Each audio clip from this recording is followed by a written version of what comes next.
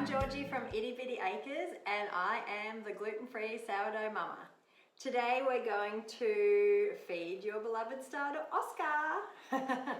So by now I'm sure you've activated him and he's bubbled up and doubled. You may have even made a loaf, and now we're going to refeed him to make more loaves for the future forever. So I've just grabbed him out of the fridge. He's cold and that's totally fine. I don't wait for him to get back to room temperature before I feed him. I have my calculator here so that you can do the maths, because some of us may not be good at maths. And I have my feed my starter mix and some water. That's all you need, and a fork and your scales.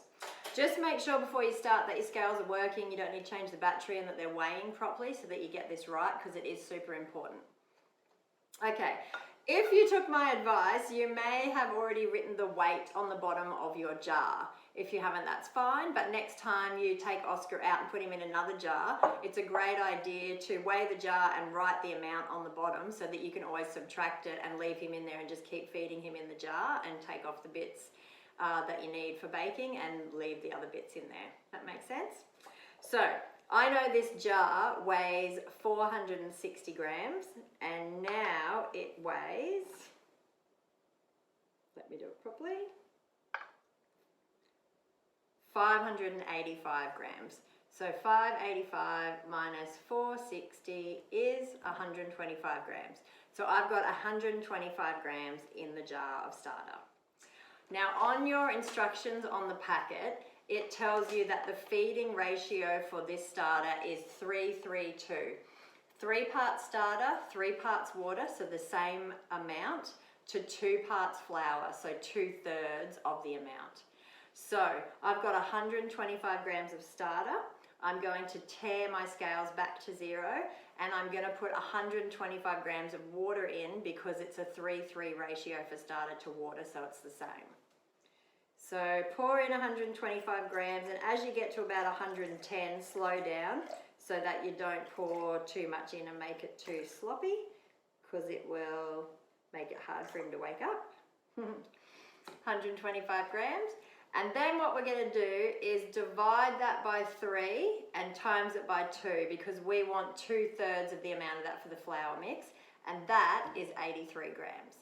So we're going to feed Oscar 83 grams of the Feed My Starter mix. Let's do that maths one more time.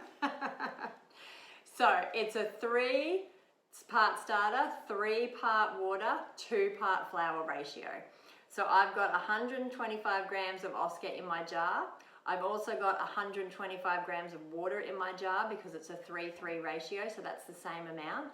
And then I need 2/3 of that amount for the flour mix. So I'm going to divide 125 by 3 and then times it by 2, and that will give me the amount of 2/3, and it's 83 grams. So I'm now going to put 83 grams of flour in the jar. All right, don't forget to tear your scales or you'll stuff it up. All right, here we go. 83 grams of beautiful Feed My Starter mix. So I've got 87. It's always a bit dry on top. Just pull a bit out if you need to. Doesn't matter too much. If you go over a few grams, it's not going to hurt.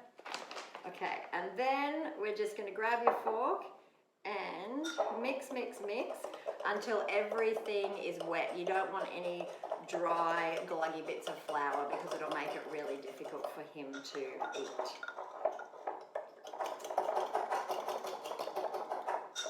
Now, as you can see, this happens to me too, so I'm giving you all my hot tips. This is an okay consistency. It's like cake batter, but it's on the runny side of cake batter. So I want that a little bit thicker to help him rise up really well. And as you can see on the packet here, I've written the consistency should be like cake batter.